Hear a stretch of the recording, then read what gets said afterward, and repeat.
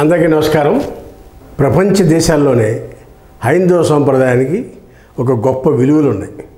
హిందూ సాంప్రదాయంలో పురాణాలు, ఇతిహాసాలు, దైవభక్తి, మానసిక చింతన ఇలా అనేకమైన కార్యక్రమాలు హిందూయిజంలోనే ఉన్నాయి.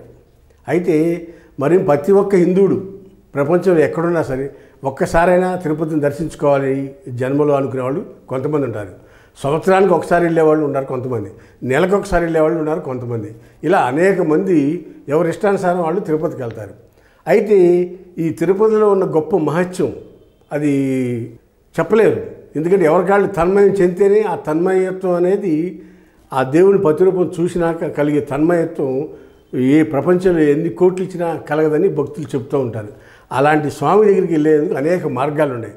ఆ మార్గాలన్నింటినీ వివరించుతున్నాం ఈ వీడియో ద్వారా. ఏడుకొండలవాడి దర్శనానికి ఎన్నెన్ని దారులో! ఆన్లైన్, ఆఫ్లైన్లలో బుకింగ్, సర్వదర్శనం నుంచి స్లాటెడ్ బుకింగ్ వరకు అవకాశాలు. తిరుమలకు ప్రణాళికాబద్ధంగా వచ్చే భక్తులకు శ్రీనివాసుడి దర్శనం దుర్లభమేమీ కాదు. తిదిదే కల్పిస్తున్న సౌకర్యాల గురించి తెలుసుకుంటే భక్తులు వ్యయప్రయాసలను తప్పించుకోవచ్చు. గంటల తరబడి క్యూలైన్లు, కంపార్ట్మెంట్లలో నిరీక్షణ కష్టాల నుంచి దూరం కావచ్చు. దర్శనాన్ని సులభతరం చేసుకోవచ్చు. నిత్యం శోభితంగా విరాజిల్లే సప్తగిరుల్లో దివ్యానుభూతిని పొందవచ్చు. దర్శన మార్గాలివి. శ్రీవారి సర్వదర్శనం. తిరుమలకి వచ్చే భక్తులు ఎలాంటి టికెట్లు లేకుండా శ్రీవారిని దర్శించుకోవచ్చు. వీరిని క్యూలైన్ల నుంచి వైకుంఠం 2లోని 32 గదుల గుండా ఒక్కో గదిలో 450 మంది వరకు పంపిస్తారు. అక్కడ్నుంచి స్వామివారి దర్శనానికి అనుమతిస్తారు.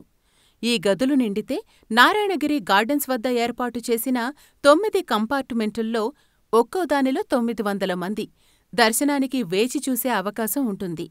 అవి నిండితే క్యూలైన్లలో నిల్చోవలసి వస్తుంది. క్యూలైన్ నుంచి వైకుంఠం 2లోకి ప్రవేశించే సమయంలో దర్శనం ఎన్ని గంటలకో సూచిస్తూ టోకెన్ ఇస్తారు. ఎక్కువ సమయం ఉంటే అక్కడ్నుంచి బయటికి వెళ్లి తమకు కేటాయించిన దర్శన సమయానికి గంట ముందు పశ్చిమ మాడవీధి నుంచి మ్యూజియం వెళ్లే దారిలో ఉన్న మార్గంలో కంపార్ట్మెంట్లోకి వెళ్లొచ్చు. సౌకర్యాలు: గదులు, కంపార్ట్మెంట్లలో ఉండే భక్తులకు భోజనం, టీ, పాలు సరఫరా చేస్తారు. అవసరార్థులకు వైద్య సదుపాయమూ లభిస్తుంది. క్యూలైన్లలోని వారికి ఆహారం, ఇతర సౌకర్యాలు కల్పిస్తారు. దర్శనానికి పట్టే సమయం సుమారు 15 నుంచి 16 గంటలు. రద్దీ రోజుల్లో మరింత ఎక్కువ. స్లాటెడ్ సర్వదర్శనం ఎస్ఎస్డి. సర్వదర్శనం భక్తులకే నిర్దేశిత సమయాన్ని తెలియజేస్తూ శ్రీవారి దర్శనం టోకెన్, టైం స్లాట్ ఇస్తారు. తమకు నిర్దేశించిన సమయానికి వీరు వైకుంఠం 1 నుంచి కంపార్ట్మెంట్లలోకి ప్రవేశించాలి. అలిపిరివైపు నుంచి కొండపైకి నడిచి వచ్చేవారు ఇక్కడ దర్శన టోకెన్లు తీసుకోవచ్చు. దర్శనానికి పట్టే సమయం సాధారణ రోజుల్లో 4 గంటలు, రద్దీ రోజుల్లో 7 నుంచి 8 గంటలు. టికెట్లు ఎక్కడెక్కడ? తిరుపతిలోని విష్ణునివాసం, శ్రీనివాసం, భూదేవి కాంప్లెక్స్, శ్రీవారి మెట్టు. ఎప్పుడిస్తారు? తెల్లవారుజామున 4 గంటల్నుంచి. రోజుకు ఎన్ని టోకెన్లు? తిరుపతిలో 14,000, శ్రీవారి మెట్టు వద్ద 6,000. ప్రత్యేక ప్రవేశ దర్శనం ఎస్ఈడి. టిక్కెట్టు 300 రూపాయలు. 3 నెలల ముందు ఆన్లైన్లో టిక్కెట్లిస్తారు. టిక్కెట్లు ఇచ్చిన సమయానికి వైకుంఠం 1 వద్దకు చేరుకోవాలి.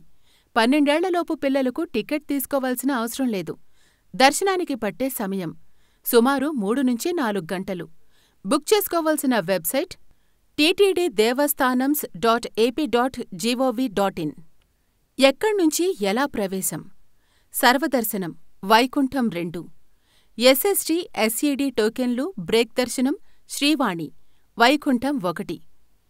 బోర్డు సభ్యులు ఎన్ఆర్ఐ, సైనికులు, కళ్యాణోత్సవం, చంటిబిడ్డలున్నవారు, శ్రీనివాస దివ్యానుగ్రహ హోమం చేసినవారు. సుపథం సిఫార్సు దర్శనం బ్రేక్ దర్శనం.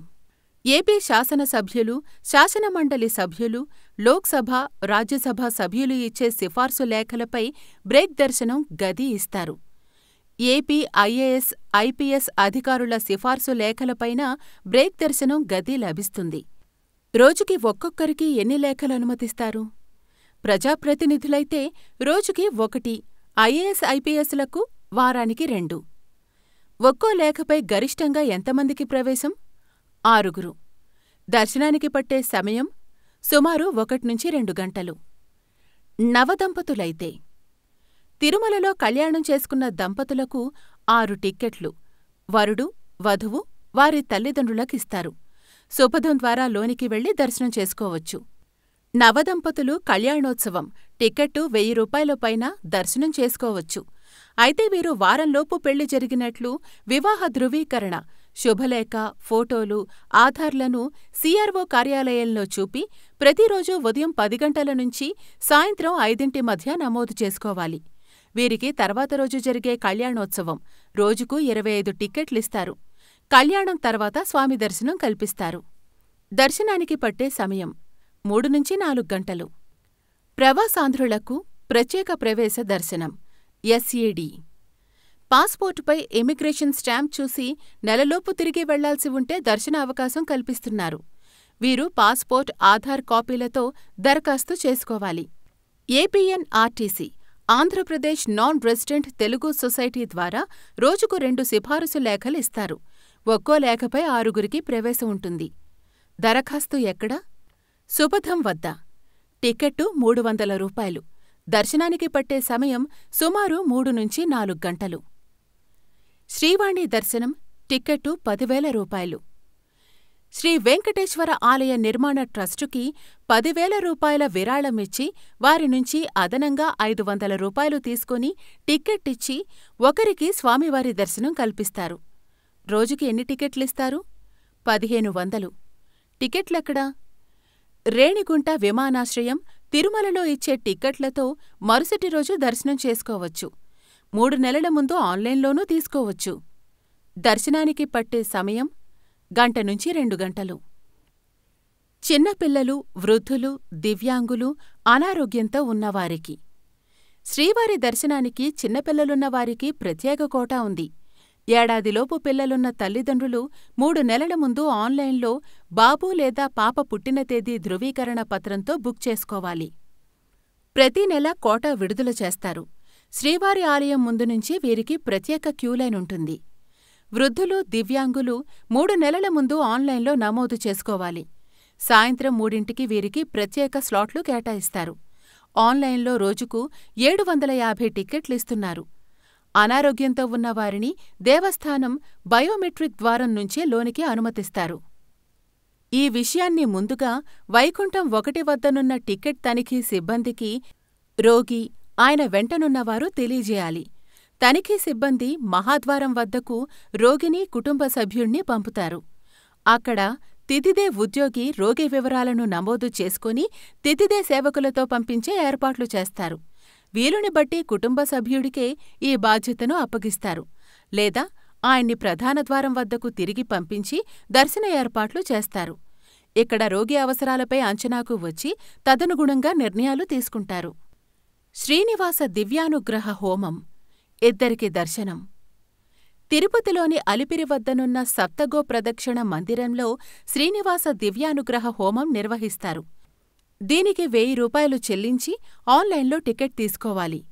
ఆఫ్లైన్లో కూడా రోజూ ఉదయం 5ంటికి ఇక్కడే టిక్కెట్లిస్తారు.